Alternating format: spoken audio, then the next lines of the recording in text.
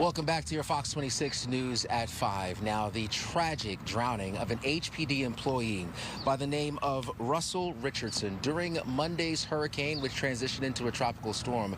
It is now reigniting public outcry for some protective barriers to be placed in some of our chronically flooded underpasses every time we start to see rain here in our community. Fox 26's Greg Groogan is live for us in Southwest Houston with more on this call to action. Greg. Yeah, Anthony, Mayor John Whitmire is leading that call, and his main argument is kind of that old definition of insanity, doing the same thing over and over again and expecting different results.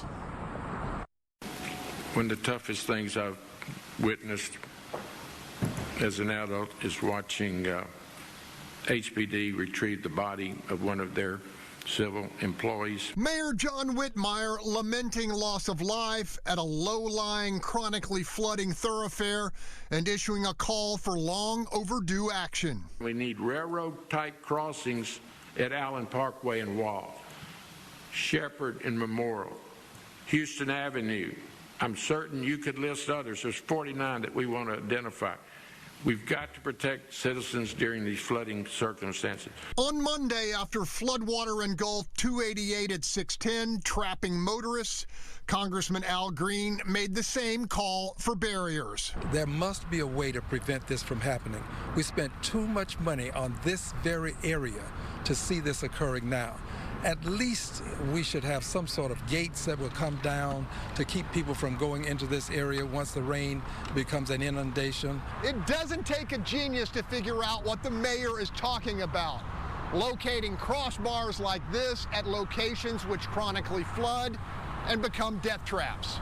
It's a pretty simple concept. The mayor says if we have cross guards here, then people wouldn't be tempted to drive into chronically flooding low spots like this one at Wall and Allen Parkway. Seems kind of ironic we can place these crossbars at money-making toll roads, but not in places that can preserve lives. Neither the danger nor the solution are new, which triggered from the mayor an uncomfortable question regarding the $600 million federal dollars funneled to the city during the pandemic. What in the world were people thinking about how they were using the ARP money? And that's not all that infuriated the mayor. He cited 10 fire stations and 12 multi-service centers without backup power generation. For now, I'm live at Shepherd and Memorial. Greg Groogan, Fox 26 News.